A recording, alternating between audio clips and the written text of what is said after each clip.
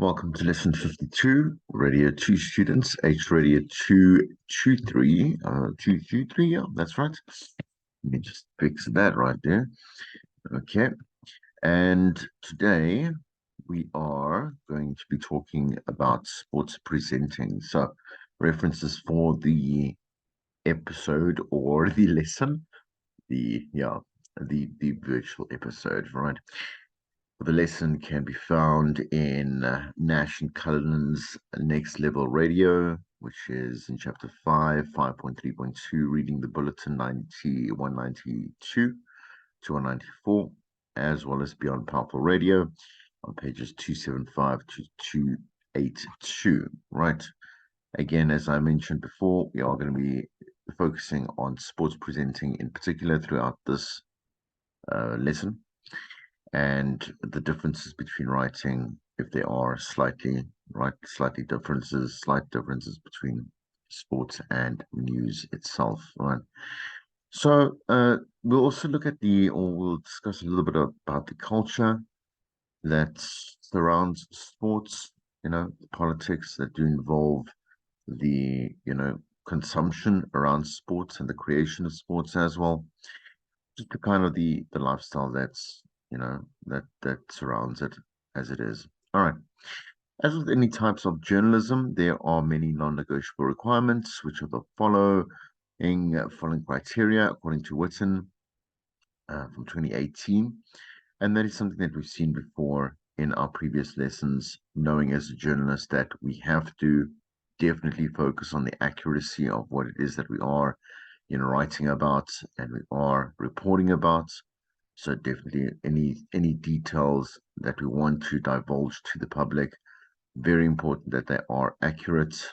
The accessibility of, well, I suppose, the information and how true that is as well.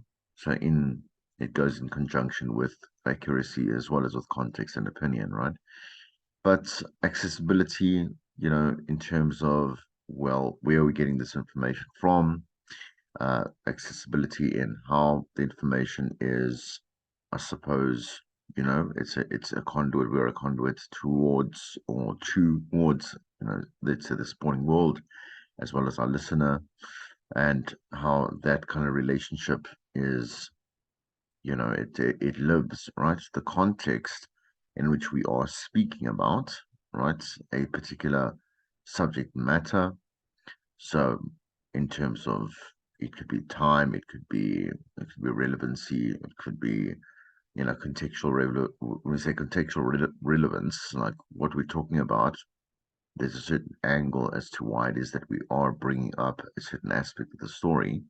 And then what we want to include as opinion, which is something that we have not been doing in our bulletin so far. But opinion pieces around news is not uncommon at all. In fact, it's a large aspect of what we do when we are in the news department, right? So we can find it different sources, whether it be on different sources from EWN, once again, from Fin24, from our Daily Mavericks, from our My Broadband, I suppose, where, those last two that I mentioned are very, very, I say, very powered by opinion. And so, we want to be able to look at those different aspects there. So let's start at the beginning with the basics. As a radio sports writer, there are two different destinations on radio for your work, and they require slightly different styles of writing. So these two destinations are news bulletins or sports programming. Although they are different, they are still kind of the same when we start at the beginning. And if we look particularly, I think it's quite self-explanatory, right? So as we go down to the point, we look particularly at, our first segment here, which is really what's knowing, you know, what's knowing what's going on, right?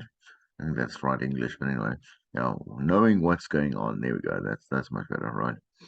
All right. Always know the fixtures and the dates and the venues of major tournaments because they are the immediate source for any repercussion events. So repercussion stories, also the kind of pre run, to the particular fixture or the sports, event itself. There's a lot of obviously news that can be, divulged and pulled from that as well. How teams are made up, the team dynamics, the coaches, the kind of press junkets that are released and press statements that are made, press events that we can attend as well. Definitely comments from the players as well, and so on and so forth, right? The experiences of the fans at the venues, kind of the maybe even the current state of certain venues in terms of if I think about, let's say, COVID, how you weren't allowed to actually attend a sports event. And as we open up slowly, there was a general, there was a general drag, but people coming in slowly, slowly. And we could cover around that. It'd be like opinion pieces around, just the aspects of what is affecting our sporting world, right? So keep a diary or file or tour dates, should I say, programs for events like the Olympics, and you can draw up some sheets or tournaments like Wimbledon. Yeah, we have massive, massive sports months like we do in June, where you would put, let's say, massive focus there. We know that, for example, football and particularly English or the UK football is a 7 day event, so pretty much every single day there's some kind of aspect of British football that does occur. But we do obviously have our premierships and so on, and our leagues, etc., that are playing that are of interest definitely for the rest of the world. That's the reason why there's a reason why the English Premiership is so massive. It's because of the very apparent support that it does have from the rest of the world. Then we look at other things, like I say, the Olympics are, yes, they're periodical and they come within, I suppose, what is it, every 4 years? But there's a lot of predetermined events that do run up to the Olympics itself. We can look at again at our rugby. For us, very important. Our own local soccer, very important. We look at Formula One seasons that do pop up. Tennis, I did mention Wimbledon there. Tennis around the world, Australian Open, massive. The American Open as well as even our own South African Open, very, very popular as well. And then we look at other things like local netball, local university rugby as well here, and looking at other there's even the was it the Winter Olympics that we can look at as well. And I can just carry on and carry on and carry on. Obviously, if you're a massive super sports fan, you'll notice that I'm leaving out quite a lot of other sports that can be covered. Right. Anyway, that way you'll know what to look for when you are compiling a bulletin, and you'll know the implications of the results when the teams or individual players are drawn to play against one another. So we love also kind of that drama as well. That's what sports does give us. It's a theatrical drama, that kind of passion that we want to draw from the fans. Definitely, really spices up our bulletins as well. The delivery in which we require from our newscasters, our sportscasters, right, has to be one that sounds involved and sounds passionate and sounds knowledgeable uh, of the world of sports. We would like bypass conversations that should occur, questioning from if it comes from the co-presenter or it comes from around the team or from, tweets or from comments or whatever it may be on social media. This particular presenter really needs to know much more than just what's on like the paper in front of them, quote unquote, the paper, PC, whatever it may be. And so when we do hire sports anchor, we say you really need to know what's going on in the world of sports, and you got to know not just on a surface level. You got to know what's actually going on. You actually got to be a fan to be a great sports presenter, or an eligible one, in fact. Understand the sports, know the story that they are trying, the world of sports is trying to tell. Very few things will damage your credibility as a sports reporter faster than being an event or news conference or being at one of these conferences and asking questions that do not make any sense, asking a question that you should know the answer to already. People are just going to look at you and they'll be like, what is going on with this person? Which is exactly just lends itself to the statement that I just made as well about really knowing what's going on. Again, the terminology is obviously very specific to this particular sphere of broadcasting. So once again, if you don't know what touch rugby is, then you shouldn't be even close to this area of broadcasting at all. If you don't know the difference between badminton and tennis, well, that's going to be a real problem. And you don't know, for example, we have even esports right now, which is very big and very popular, and it has been for a really long time. So even knowing that there's an entirely different digital era and area that has come to fruition here within what we consider the sports realm. You need to know who last year's world champion was, in certain, gaming that comes across it and whatever esports. I mean, do you know the definition of what esports is? Right. So terminology should always be correct and do not try to be clever or overcomplicate things. Once again, you are also remember talking to a person that is a fellow fan and think about someone that, let's say, you go to a sports club and you're going to have a couple of drinks with and chat about the game, whatever that game might be, cricket, who knows, right?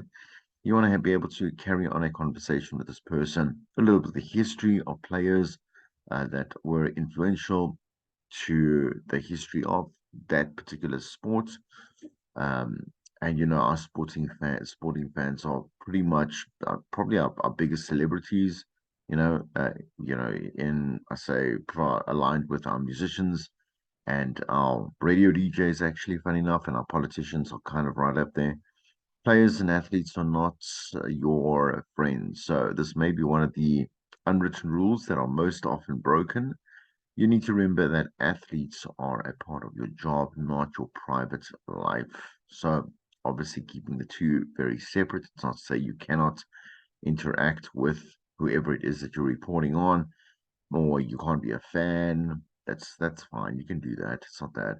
But remember, you got to come from the point of view, the vantage point, once again, where you are approaching a story or approaching a person that is they are pivotal to a story's growth from a very what do I want to say?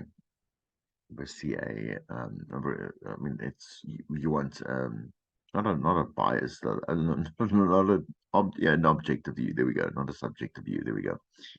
All right. So there are going to be times when you have to sit in judgment or ask some really tough questions, right? So you're sitting across maybe a historic player, a hero to the nation, and they've been found, I don't know, perhaps maybe fixing a game, or allegations of fixing a game, or they've been found in a certain scandal that revolves around their private life, or perhaps their misbehavior on the field has come forward as a talk topic, right? A concern amongst citizens and fans. And so you got to approach them like you do everything else in radio, like I say, with an objective point of view that is here to disseminate information that is relevant to the listener, find out exactly what is important to them. So you also have to critically evaluate every performance and friendship. Make cloud these opinions, right? Again, I think a professional will not. I think I know the difference. It is also if you have to put yourself in your own shoes, let's say your hypothetical shoes, and say, okay, let's say you are friends with the captain of a soccer team. The soccer team's really doing really like badly, which I understand is maybe a consensus for the national team. Yeah, but within our local teams and the local kind of rivalry, like our Chiefs and our Pirates or whatever it may be, like that's where we find joy. as football fans, right? But again, you're sitting there with someone that you've gotten to know, and maybe you can see the aspects of this that is affecting his, or let's say her, personal life. So we look at Banyana that is really doing well right now. And we know that the stories is not going to affect, but it is. I mean, it's a cause and effect situation for, that particular player. Try to put yourself in that situation and understand that these statements here do actually have a lot of, there's a lot of value in understanding why you need to kind of keep your distance to a certain healthy extent, right? So it's not always about the big games and the big sports in South Africa. We certainly do celebrate a lot more than just soccer, rugby, and cricket, which are three big tiers, right? There's also growing interest in running, like athletics, golf, cycling, right? However, do not neglect sports with smaller followings, as they sometimes produce some of the really great bigger stories, some great, stories that's kind of tug at your heart. And I did mention Banyana. What would be awesome, and I'm going to propose this, is that we see Banyana go against Bafana. Like that would be awesome, right? To really, kind of prove that like female equality, and it's all about the sport and about the play. We have so much politics around, even transgender athletes that are, it's they always here at the draw focus for things like competing in the Olympics. So and we know exactly who I can refer to, but there are it's more than just Caster Semenya. But there are situations where we can look into that, and that would be quite nice. We definitely would definitely look at promotional events and stuff as well that do make the news. It's not always just the fixtures. It definitely is. It definitely is the center of where we do find sports content, but there are many stories to tell. So stories that will make it into a news bulletin, not just a scheduled sports program, need to be something that starts with a strong hook, right? So by now you know what the hook is.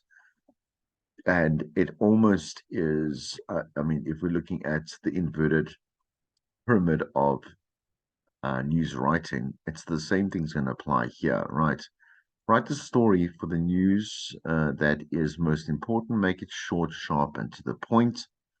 For the sports segment that follows, rewrite your copy, changing the angle, adding detail, or starting with a reaction in order to grab the listener's attention at the beginning. So, once again, we do look for, once again, the most important aspect of the story, but we have to just kind of regenerate that into something that sounds more like a link than it sounds like a bulletin at the end of the day. So do not ever use the same script, especially two bulletins back to back. You want to be, I mean, you're getting paid for the job. We also do this for news specifically. Say, okay, well, I want to be able to use the time that I'm being paid for in that half hour sect between bulletins to go and refresh and update my news script or my copy. Scores and scores are important details and should never be, or scores and scorers, excuse me, are important details and should never be omitted. Try to add another level of interest though. However, very brief. We're going to look at, like I said, the breakdown and the structure of a good sports bulletin, right? So continuing with some pointers on some good sports content, just like with anything on radio, it's about sound variety, and everyone loves hearing the voices of their favorite sports stars. So when you're bringing in some sound bites, you like capturing those winning moments. We like that of the fans that also bring in that kind of atmosphere that we want to project to our listeners, theater of the mind. People do not want to hear the opinion, but prefer listening to what the experts and the players and coaches themselves have to say and think, right? So snappy sound bites between 15 and 25 seconds add a nice, interesting dimension to any news or sports story. So when you go ahead and you do create your own, make sure that you do from now start including those sound bites, knowing exactly the value that they do bring to your bulletin. Never miss an opportunity to get a soundbite from a player or a coach, and it adds so much great variety to the listening product. Instead of you just quoting them, word for word, or getting what they said on Twitter or whatever it is, right? X, excuse me, right? All right. Just going to zoom in here just a little bit. See that clearer. All right, so you'll see this example 5B Sports Bulletin. So Itumeleng Kenny gets a contract with Manchester United. That's the headline of it. The body copy. The Kaizer Chiefs captain has signed a contract at the age of 32 to play for the most popular English Premier League club in the world. Itumeleng Kune first played for Soweto-based club Kaizer Chiefs in 1999, but his goalkeeping skills only came to fore in the public eye at his Premier Soccer League debut in 2007.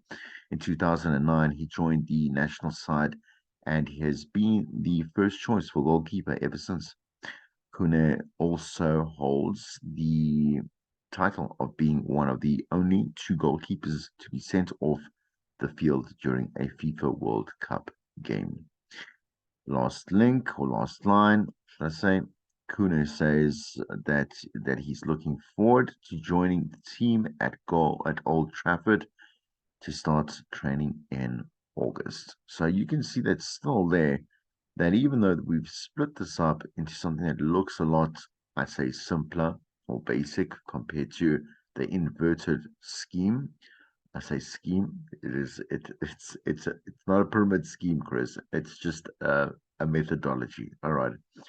We still start with the most important aspect or fact here, which is that Itumeleng was or is part of Manchester United, right? Gets the contract. We break the story down into from most important to less important. So he's signed the contract. He's 32 years old. At this, Man United is like literally, if you don't even know that as part of your pop culture terminology or urban dictionary, then you've been living under like a rock back in the who knows the 1800s, right? So anyway, we're looking at then we want to put in a little bit of background as to where he comes from and what got him to the Premiership itself, the Premier League, right? And then it says then 2009, that he joined the national side, which is great, and then it shows out like a quote unquote achievement, only two goalkeepers he sent off the field. I wonder why, right? Okay, and then here it obviously says, we want to see what is the last continuation of what we have to say in the story, so that he's looking forward to joining the team of Man United to kind of like close that and saying, that he's going to start in August, and that's kind of nice. Um, all right, so here's another example headline. Um, excuse me. All right, body copy, last line. So we'll look at a different example here. Across South Africa, it is safe to assume that most people will know the name Itumeleng Kune and will have some idea of soccer as a highly popular and closely followed sport in the country. So it is also likely that as a captain of the national side and leading PSL teams, Kaizer Chiefs, or PSL team Kaizer Chiefs, such as a high-profile player being drafted into a top English Premier League team will be a highly newsworthy, and as many change in contract or club that he plays for would be interest of fans of the sports, right? So here, factual research and justification forms the line.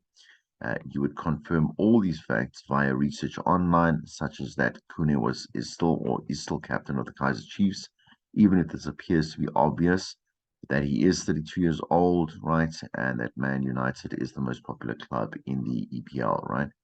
So the English Premiership League or Premier League. Last slide. So here we're answering a question that most listeners are likely to have. So when is he going to start, right? When is new contract? When does big news actually begin?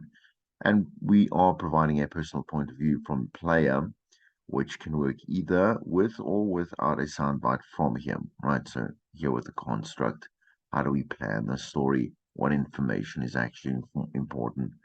And so on.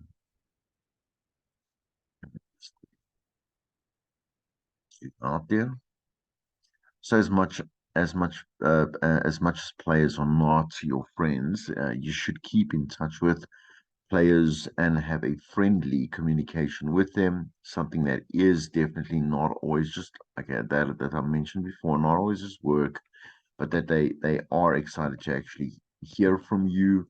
They want to have a conversation with you. They want to share with you, so that they will definitely pick up your calls, or they will answer your texts, or they will answer your mails, or obviously who the manager is, or that particular player's representative, the agency, if they belong to an agency, which they do, they have obviously an agent, right? You got to keep those terms and conditions nice and informal, and definitely you've got to cultivate that as you move along. So definitely if there are social events, that's a big thing that I found with sporting, is that you really are in a bar, quote unquote, half the time, right? Because you are speaking to coaches and you are socializing with the players, and you're creating a space. It's a very, very, very different. This is the environment, or say it's the subculture, the news as well. Again, because sports is a form of recreation, right? And so its subculture is recreation. We're all going to parties, we are going, like I said, to events. And again, this is something that shouldn't be treated the way a news is generally approached, as a quote unquote professional structure, right?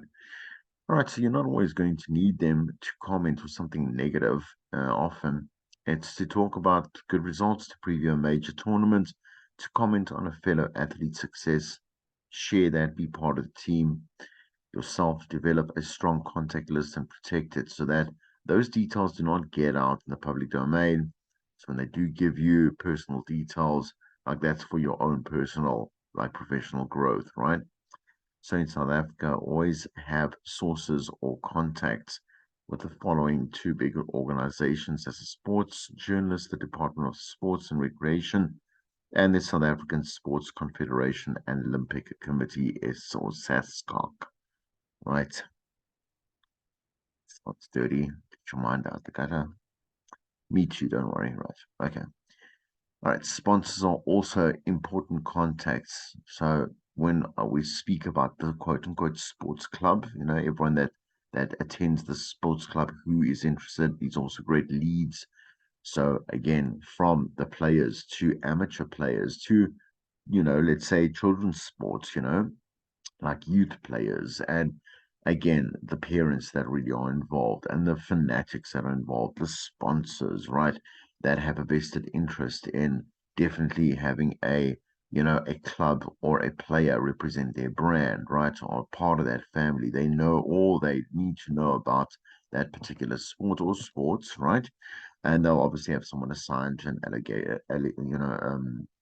allocated to a particular person slash a club or whatever it may be, that does know what they are talking about from, saying, a business perspective, right? Their business perspective.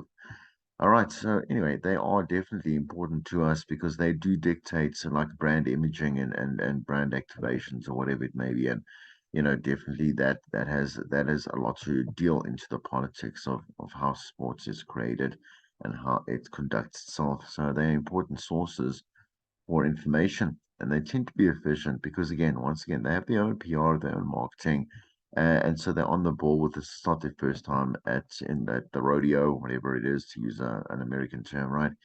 But keep in mind that they will be probably wanting something in return. That is a point of a marketing person or a PR person, representative, is that they will push, because that's their job. They'll push for their brand. They'll push for some kind of like spotlight on them.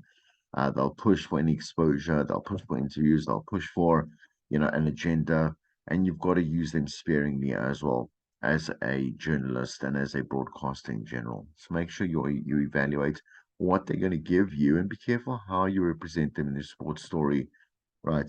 If you are going to use that, make sure that you're on the right side, quote unquote, of the opinionated law, right? Social media is an important source of information, but it's notoriously unreliable because, again, that's what I'm saying to you, that right side of the opinionated law.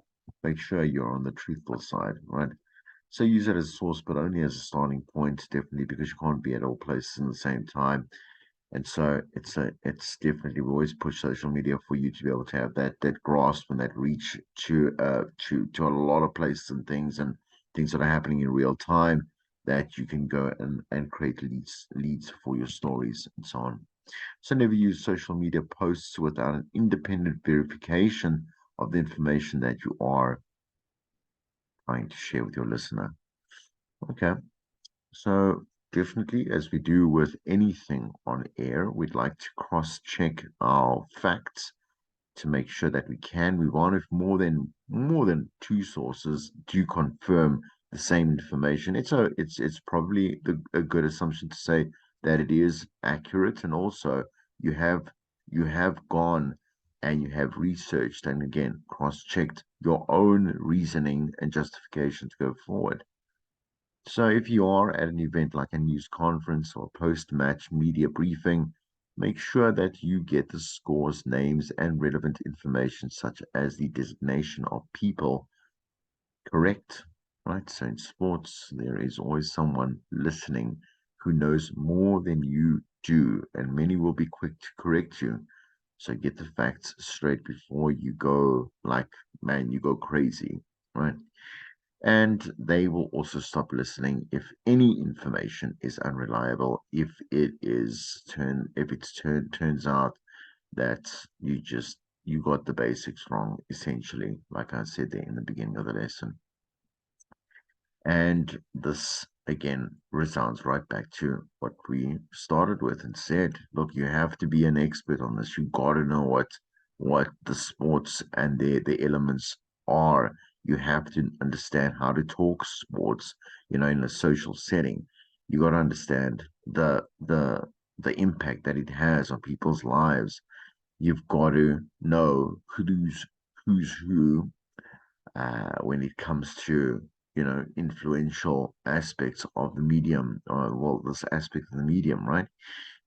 All right, and the industry itself. So if you're going to exclusively be a commentator, then specializing in one sport can be ideal, right? So again, if you're going to commentate on cricket, then you got to really know everything there is about cricket, because if you watch, let's say, the commentary of specifically, like I say, cricket, which is very detailed, because there's a lot of times where, because the sport is so long, you're looking at test, or even if the 1 day internationals that we do often see, they're very popular. I think it's called a T20, right? So these things are still much longer. They're much longer than any other sports, right? Barring golf. But barring golf, I'm not going to talk confidently about every time I see it, I switch it off.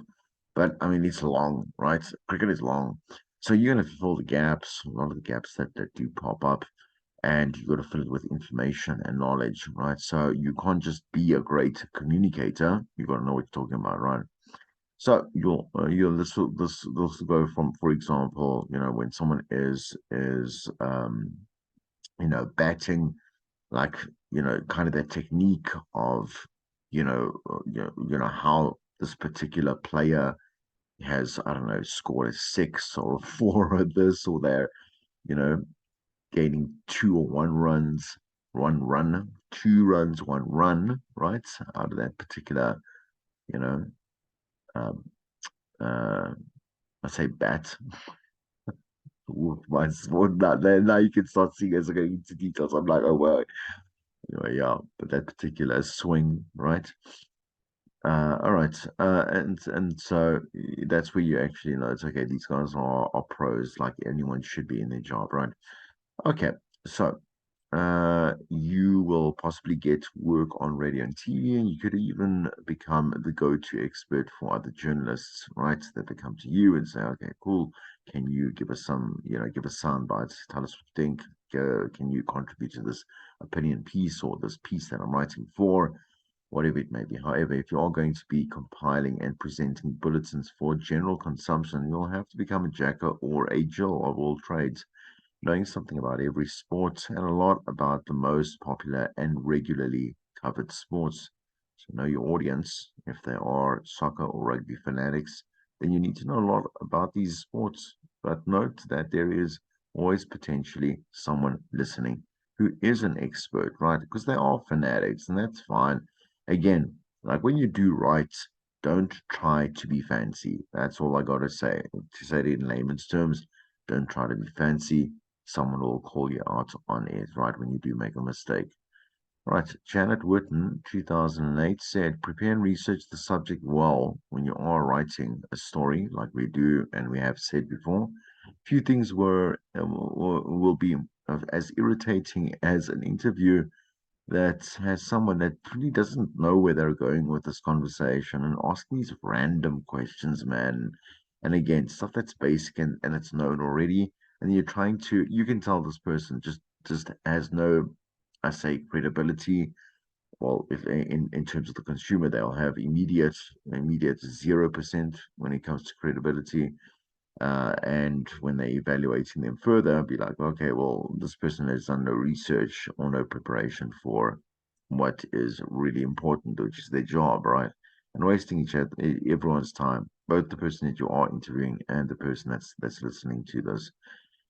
Prepare a guide of questions, but then try not to read them off a notebook to make sure that it's very conversational, as we have done interviews beforehand. We say that the pre-interview, right, is very important so that you can adopt some kind of, some kind of relationship with the person that you are interviewing. You can suss them out. You can see what their attitude is like, their personality. Make sure that you know what they know, so you can capitalize on that as well. Listen to the answers, because that will give you an opportunity to ask other questions depending on what it is that they say, right? So listen to the interview. We guide the direction of the interview, but within limits, right? So listen to the answers, but do not leave them or let them, should I say, do not let them get away with avoiding answers, with answering the question that you have asked, right? So if it's important, which normally should be because you did bring it up in your interview, and they're trying to kind of say, like I say, avoid the aspect of trying to answer that. It might be controversial. It might be something that you need a direct answer to. Repeat the question and say, I really need something out there, or you've diverted off there. I want to go back here. It might not be intentional on their side, or it might just be. Okay. All right. Okay. So you need to make sure that you cover all of the matches of the day, regardless of whether you personally support the team or not. This is not about you, it's about the listener, it's about your job. Never show bias against your own national team. Although criticism and providing a platform for debate are acceptable and often worthwhile, creating unmissable sports radio content. Okay, so for homework, right, and you can get the answers to at the back of your book for the activities themselves. Do activity 5B, question 1, page 206. In addition to this, so normally I do go through it. I'd like you to go through this, right? But in addition, I'd like you to go and write your sports bulletin, right? Try one story. Just try one story. So go out, go have a look at your Sports 24, where you can go find like a story about, pick a sport that you're passionate about so that you have some vested interest and stuff, right? But I'd like you to go and write a bulletin for radio, right? Which will be about 5 to 7 sentences. Remember the different aspects. I'm just going to go back here. What it looks like here, and and how do we come to that in structure across, looking at the back, kind of the background planning of what is that we want to compile and put into our actual copy that contributes to our sports bulletin at the end of the day, right? So just try one, make it great, obviously, right? Make it great, and and then obviously execute that, and kind of remember also that kind of confidence, that bubbly execution as well. Very, very a goal guy next door, still professional, making no mistakes. Always go practice that, and have a good time. Right, I'll see you in the next lesson.